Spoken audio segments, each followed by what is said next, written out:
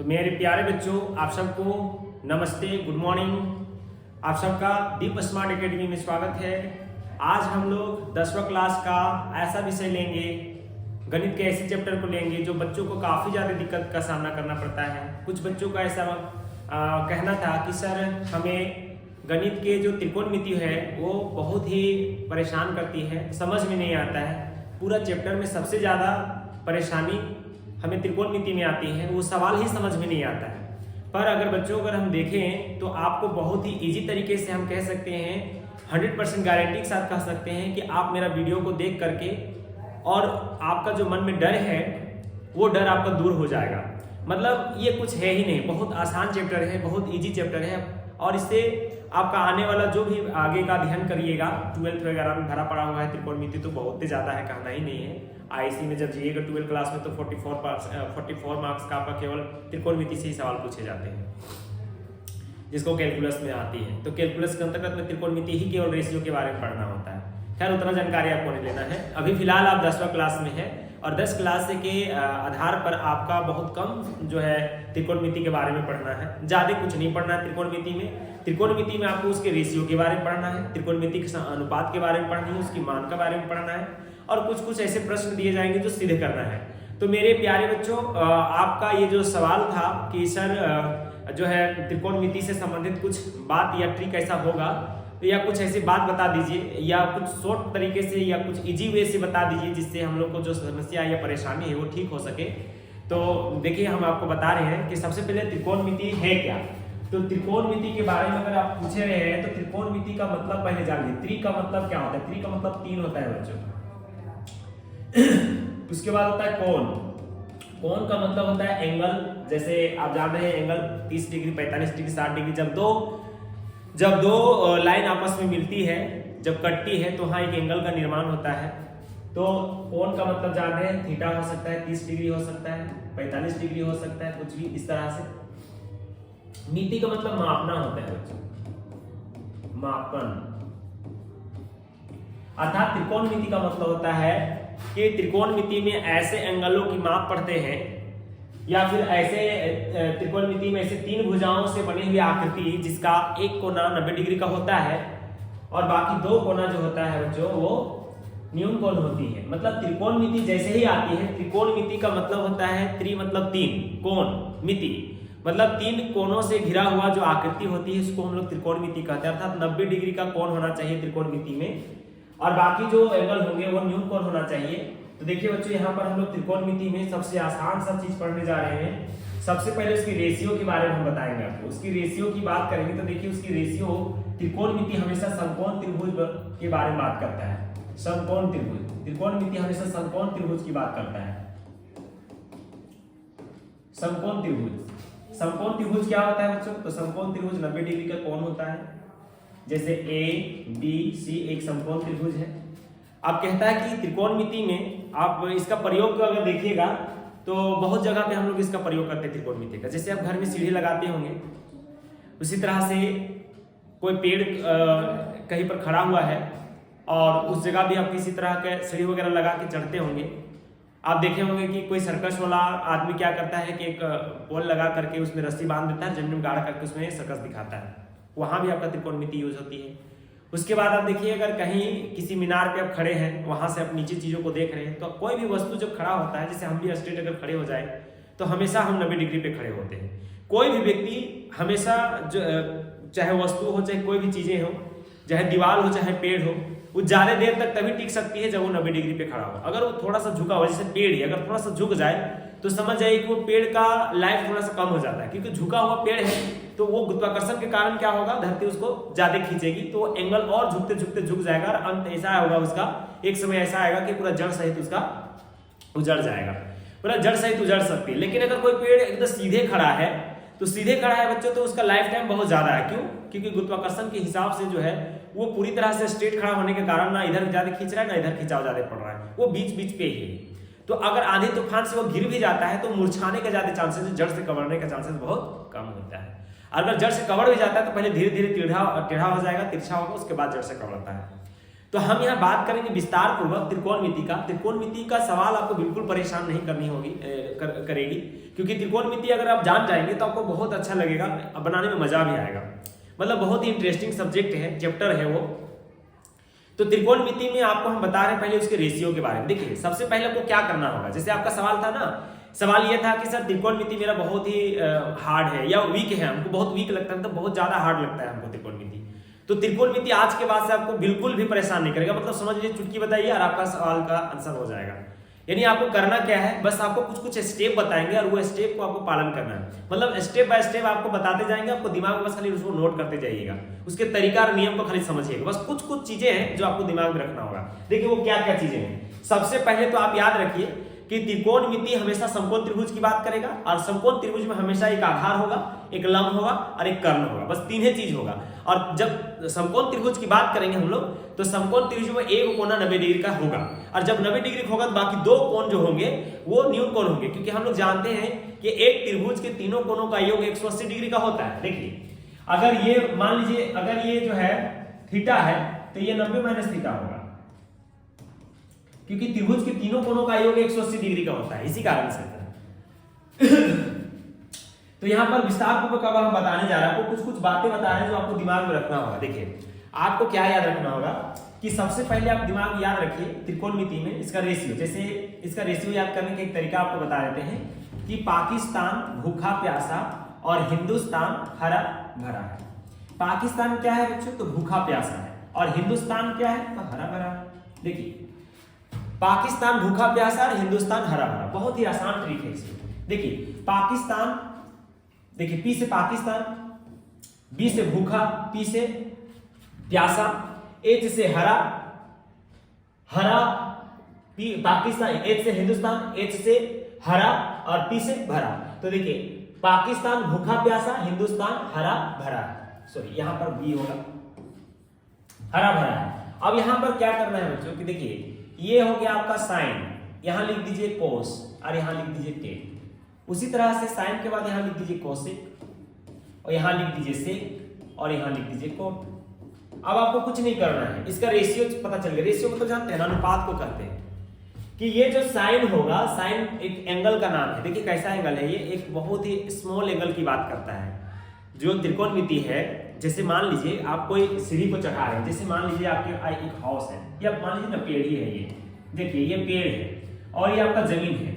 आप क्या कर रहे हैं कि इस जमीन में आप एक सीढ़ी लगा लिखे हैं ऐसे, और इस पेड़ को चढ़ना चाहते हैं, तो आप क्या करते होंगे बताइए। आप तो सीढ़ी को डायरेक्ट भी लगा सकते हैं पेड़ में सटा करके, लेकिन बहुत मूर्खता वाला बात होगा ऐसा, क्योंकि सबको पता है कि सीढ़ी को अगर हम सामने लगाएंगे तो सीढ़ी गिर जाएगा और आपके अंदर में डर भी लगेगा, क्योंकि जैसी सीढ़ी लगाइएगा तो आपके मन में एक डर पैदा होगा कि कहीं सीढ़ी छलक जाएगा। तो आप क्या करते हैं, उसको एडजस्ट करते हैं। एडजस्ट कैसे करते हैं, एक एंगल पर एडजस्ट करते हैं, एक स्मॉल एंगल पर एडजस्ट करना चाहते हैं। हम चाहते हैं कि हम सीढ़ी को ऐसा लगाएं जिससे सीढ़ी छलके नहीं और हम आसानी से चढ़ भी जाएं।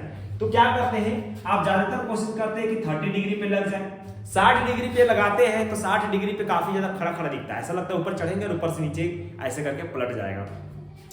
तो बच्चों यही जो एंगल है ना, दो जो त्रिभुज बन रहा है आपका समकोण त्रिभुज, और ये जो आधार है, ये जो कर्व है, इसके बीच में जो एंगल बन रहा है इसी को थीटा कहा गया। और यही स्मॉल एंगल की बात करता है त्रिकोणमिति। इसी को हम लोग साइन, कोस और टेन, और जस्ट उसका अपोजिट कोसेक, सेक और कोट का बात करता है, वही स्मॉल एंगल है, उसी से हम लोग त्रिकोणमिति की बात कर रहे हैं। तो त्रिकोणमिति में उसी का अनुपात क्या होगा, किस अनुपात में ये एंगल बन रहा है, इसका आधार और कर्ण का अनुपात क्या होगा जो 30 डिग्री का एंगल बनाएगा। तो देखिए बच्चों, यहाँ आप साइन की बात करते हैं तो साइन जो होगा इसका रेशियो देख लीजिए, यहाँ लिखा हुआ P/H। अच्छा बच्चों ये P क्या है, देखिए P क्या है, तो देखिए P जो है ना आपका कुछ नहीं, ये लंब है, जो पेड़ है ना यही आपका लंब है, यही आपका लंब है जो आपका पेड़ है। और B क्या है, ये P हो गया। B क्या है, जहां आप सीढ़ी लगाए ना बच्चों, जैसे आपने धरती जो पेड़ खड़ा है तो जमीन में सीढ़ी लगाते हैं, छत चढ़ने के लिए जमीन में सीढ़ी लगाते हैं। जो जमीन है ना उसी को आधार कहा जाता है, बेस कहा जाता है। तो आप यहां पर सीढ़ी को लगा दिए तो ये आपका B हो गया। अच्छा अब H क्या हुआ, तो जो आपका लिसिन है, सीढ़ी है, वही आपका हो गया H। इसको हम लोग कर्व कहते हैं और इसको आधार कहते हैं। तो बहुत सिंपल है, बस आपको दिमाग में ही फिट करके रखना है कि समकोण त्रिभुज होता है और समकोण त्रिभुज जो 90 डिग्री होता है, 90 डिग्री के सामने वाला जो सीढ़ी लगा हुआ है, सीढ़ी जो तिरछा लगा रहता है, आप हमेशा समझ लीजिए जो तिरछा लगा है वही आपका कर्ण हो गया। इंग्लिश में हाइपोटेन्यूस कहिएगा, संकेतिक में एच लिखिएगा। और नीचे जो होगा आपका आधार, जो बेस है, जहां धरती है, जहां सीढ़ी को आप लगाए हैं वही आपका आधार हो गया, बेस हो गया।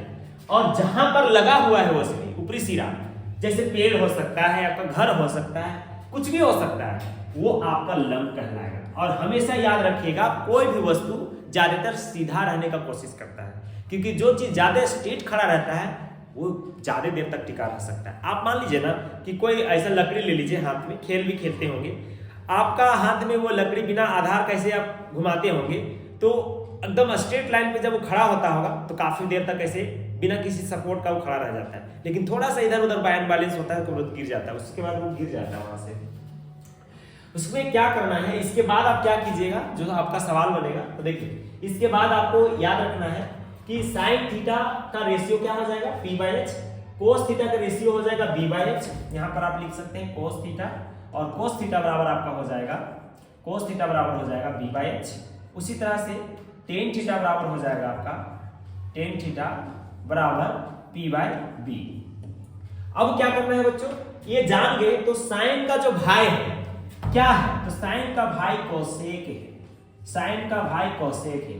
और कोसेक जब है उसका भाई है तो दोनों भाई में कोई ज्यादा डिफरेंस नहीं होता है, बहुत सारा सिमिलरिटी होती है।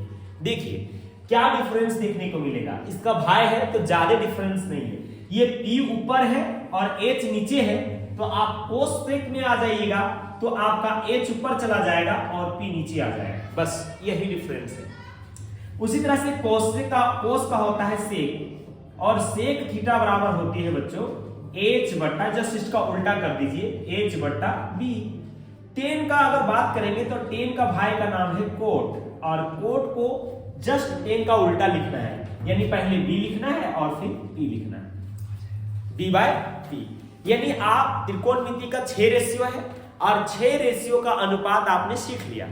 अब सर इसके बाद क्या करेंगे, तो इसके बाद आपको एक त्रिकोणमिति का बहुत पुराना जो आप 6-7 में पढ़े हैं पाइथागोरस, उसे आपको याद रखना होगा। क्या है बताते हैं, अगर त्रिभुज दे रखा है तो त्रिभुज का 3 किनारा है, उसमें से अगर 2 का वैल्यू दे रखा है, जैसे लंब दे रखा है और आधार दे रखा है, तो आप कर्ण निकाल सकते हैं वो पाइथागोरस प्रमेय से। तो आपको थोड़ा सा पाइथागोरस का भी नॉलेज रखना होगा। तो देखिए पाइथागोरस का नॉलेज कैसे रखिएगा, पाइथागोरस में क्या आपको याद रखना है, तो देखिए पाइथागोरस में आपको याद रखना है, पाइथागोरस में आपको याद रखना है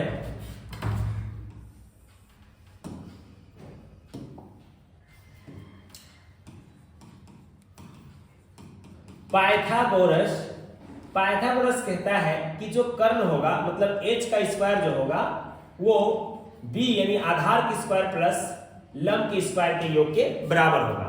अगर एग्जांपल के तौर पर हम ले लेते हैं, एक सवाल ले लेते हैं। देखिए अगर हम एक सवाल लेते हैं कि मान लीजिए एक समकोण त्रिभुज है, एक समकोण त्रिभुज ABC में B समकोण है, कोण B समकोण है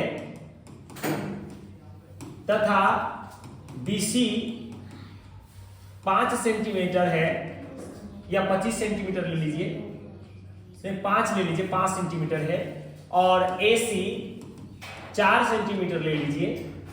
तो कहता है कि 4 सेंटीमीटर दिया हुआ है, तो और ये कहता क्या है कि बताइए, सवाल पूछ रहा है यहाँ कि cos A बराबर क्या होगा, और दूसरा सवाल मान लीजिए पूछ दिया sin A बराबर क्या होगा। तो आप इसका उत्तर कैसे देंगे, इतना ही सा आपको जानना है, और इतना सा जान करके बहुत ही आसान तरीके से यहाँ जो सवाल पूछता है आपका परीक्षा में वो निकाल सकते हैं। इसके लिए बच्चों हम क्या करेंगे कि एक नॉर्मली एक मान लीजिए एक ट्रायंगल बना लेंगे, समकोण त्रिभुज। अब इसमें जो नाम लिखा है देखिए कहां पर समकोण बोल रहा है, बी में, तो बी में समकोण दे रहा है मतलब 90 डिग्री दे दीजिए, बाकी जो बच गया ए और सी यहां लगा दीजिए। देखिए ऐसे अब क्या करेंगे कि ये जो लगाए हैं बच्चों ए और सी, अब देखिए वैल्यू जो दे रखा है, देखिए BC बराबर 5 मान लीजिए, 5 सेंटीमीटर है, और क्या दे रखा है AC दे रखी है। AC जो दे रखा है बच्चों, तो AC थोड़ा सा यहाँ पर हमको गलत ले, यहाँ 6 ले लीजिए, क्योंकि हमेशा याद रखिएगा ऐसा क्यों कर रहे हैं क्योंकि हमेशा कर्ण जो होता है बाकी दो भुजाओं से लंबा होता है, इस कारण से इसको हम 6 ले रहे हैं। और अब देखिए दो भुजा हमें पता चल गया, एक AC पता चल गया और एक BC पता चल गया, दो भुजा हमें पता चल गया। अब देखिए इसका तीसरा भुजा हमें ज्ञात नहीं है। अब ये तीसरा भुजा में क्या आ रहा है, AB, तो AB हमें ज्ञात करने के लिए क्या करना होगा, पाइथागोरस प्रमेय का प्रयोग करना होगा। यहां सबसे पहले हल जब हम करेंगे तो हल में हम लोग लिखेंगे दिया है, और दिया हमें क्या क्या दे रखा है, तो देखिए AC दे रखा है जिसको कर्ण बोलेंगे, और AC बराबर दे रखा है 6 सेंटीमीटर, और आधार दे रखा है BC जो कि 5 सेंटीमीटर है। अब हमें क्या चीज की आवश्यकता है, तो हमें आवश्यकता है AB का। अब देखिए AB अगर हम निकालेंगे तो AB तो हमें पता नहीं है, तो AB निकालने के लिए हम लोग क्या करेंगे, पाइथागोरस प्रमेय का प्रयोग करेंगे। पाइथागोरस प्रमेय क्या कहता है, कहता है कि h का स्क्वायर बराबर b का स्क्वायर प्लस p का स्क्वायर, या तो p की स्क्वायर प्लस b का स्क्वायर, कुछ भी लिख सकते हैं, आगे पीछे प्लस में होता है, कोई दिक्कत इसमें नहीं होगा। अब इसका वैल्यू देखिए, जो जो वैल्यू जानते हैं उसका मान को आप रख दीजिए। देखिए क्या क्या मान जान रहे थे आप, तो यहां पर हम लोग लिखेंगे पाइथागोरस प्रमेय आप जो लिखे थे h स्क्वायर बराबर p square plus b square. अब h का मतलब होता है कर्ण, तो यहां से देखिए कर्ण क्या है, तो आपका कर्ण जो है यही आपका कर्ण हुआ, कर्ण आपका AC है, और जो 5 दिया गया है वो आपका आधार है, ये आपका आधार है, तो कर्ण जो है वो 6 है और आधार आपका 5 है। कर्ण आपका 6 दे रखा था और परपेंडिकुलर मतलब जो लंब है वो नहीं दे रखा है, आधार आपका 5 दे रखा, तो 5 का स्क्वायर कर दीजिएगा। अब देखिए यहाँ पर 6 का स्क्वायर हो जाएगा 36, और ये p का स्क्वायर प्लस 5 का स्क्वायर हो जाएगा 25। अब क्या करना है, एक जाति को एक तरफ कर दीजिए, 36 25 इधर आके माइनस हो जाएगा, यहाँ हो जाएगा p का स्क्वायर, 36 में 25 को घटा दीजिएगा तो आपको बचेगा 11, और ये p का स्क्वायर। अब करना क्या है कि 11 का तो रूट होता नहीं है, वर्गमूल नहीं हो सकता है, तो एक काम कर सकते हैं, इसको स्क्वायर इधर आके रूट में बदल जाएगा, यानी कि 11 हो जाएगा। देखिए परपेंडिकुलर आपका निकल गया। अब सवाल देखिए क्या पूछ रहा था, सवाल पूछ रहा था cos A का वैल्यू बताइए और sin A का वैल्यू बताइए। हाँ यहाँ विशेष रूप से ध्यान दीजिएगा, ये बेस जो है इसका cos का, जो जैसे लिसिन जो होता है, आप कहां पर खड़ा रखते हैं, कहां पर खड़ा रखते हैं, A पर खड़ा रखते हैं। देखिए A तो मेरा फिगर में यहाँ है, यहाँ तो किसी कीमत पर आप नहीं खड़ा कर सकते हैं, तो आपको या A को यहाँ रखना पड़ेगा, यानी चेंज करना पड़ेगा आपको। चेंज कैसे करेंगे, इसको उठाइए, उठा कर इसे पलट दीजिए, इसको पलट देना है, मतलब ये जो BC नीचे जो सोया हुआ है उसको ऊपर कर देना है, और जो AB खड़ा है वो नीचे कर देना है। ऐसे में क्या होगा, जमीन पे आ जाएगा A, और ये जो C जमीन में था वो आसमान में चला जाएगा, ऊपर चला जाएगा। आपको यही काम करना है। इसमें आपको क्या करना होगा कि BC जो 5 है उसको ऊपर ले जाना पड़ेगा, AB को नीचे ले आना होगा। देखिए BC को क्या करना होगा, आप एक नया फिगर बनाएंगे और इस फिगर में क्या करेंगे, BC को ऊपर ले जाना पड़ेगा, यानी BC को ऊपर ले जाना पड़ेगा, तो ये तो B पहले से है, और ये C ऊपर चला जाएगा और A नीचे आ जाएगा। अब BC आपका क्या था, तो BC आपका 5 था, तो 5 आपका यहाँ आ गया, और जो BA था रूट 11 आपने निकाल रखा था, और ये 6 था आपका CA। अब आप देखिए ध्यान से, अब आपका सवाल आपको समझ में आ गया होगा। आपका सवाल क्या पूछ रहा था कि cos A का वैल्यू और sin A का वैल्यू, तो आपने क्या किया, A को नीचे ले आया और C को ऊपर ले गए, तो अब आपका सवाल का उत्तर मिल जाएगा, क्योंकि आपने A को नीचे ले आया है, मतलब लिसिन को लगाना था, सीढ़ी लगाना कहाँ था, A में, तो आपने A में सीढ़ी लगा चुके। जब A में आप सीढ़ी लगा लिए हैं तो अब आपका पूरा आंसर सही सही देगा। तो पहला सवाल आपका क्या था, तो पहला सवाल था आपका कि cos A का मान क्या है, cos A का रेशियो क्या होगा, तो उसका रेशियो आप जान चुके हैं, cos बराबर आप पढ़ चुके हैं, तो अगर भूल जाइएगा तो फिर से लिख लीजिएगा। एक और बताते हैं ट्रिक, पंडित बद्री प्रसाद हर हर बोल या हरि हरि बोल, ऐसे करके भी आप याद कर सकते हैं बच्चों, है ना।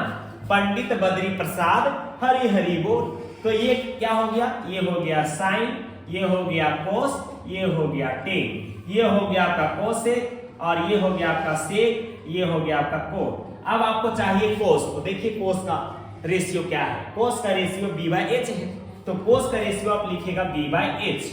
अब यहां से देखिएगा ये क्या बन गया, b, ये आपका b बन गया, और ये क्या बन गया p, ये क्या बन गया आपका h। अब यहीं से देख के लिखिए ना, देखिए आधार लिसिन को कहां लगाए हैं, a में लिसिन लगा हुआ है, यानी इसी फिगर को देखना है। अब देखिए यहाँ पर b जो है वो कितना है, तो b 11 है, तो आप यहाँ सिंपल लिख दीजिए b के जगह में रूट 11। अच्छा उसके बाद h है, h कितना है 6, तो आपका आंसर हो गया रूट 11/6। सेकेंड सवाल आपका था साइन ए।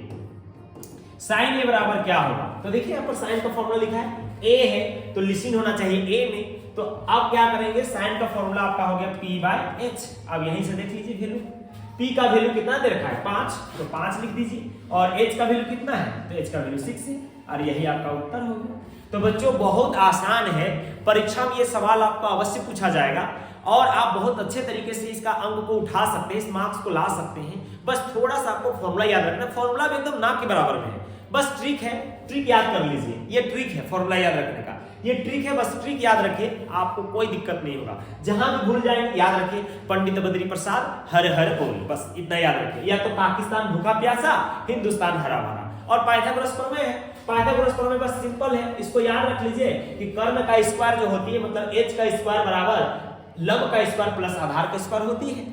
इतना ही सब तो आपको याद रखना है। याद रखने के बाद आपको एक तरीका बता दिए कि अगर आपको रेशियो में पूछ दिया कि cos a है, तो आप इस बात पे याद रखिएगा, a मतलब एंगल होता है, और वो जो एंगल बन रहा है, जो स्मॉल एंगल बन रहा है, वो कहां पर बन रहा है, तो याद रखिएगा जहां पर बनेगा उसी हिसाब से आपका फिगर होना चाहिए। अगर a बोल दिया है तो a को जमीन में होना चाहिए, आधार में होना चाहिए, ना कि ऊपर होना चाहिए। अगर ऊपर में रहेगा तो फिर आपका उत्तर गलत हो जाएगा इस जगह पे। अगर इसी जगह पे c पूछता तो फिर हम वापस ले आते c को नीचे, और फिर उस आधार पर हमारा जो है सवाल का उत्तर होता। तो इस तरह से बच्चों आपका जो भी क्लियर है, मुझे लगता है कि आप इतना बताने के बाद आपका जो भी डाउट था या समस्या था वो कुछ हद तक दूर हुई होगी।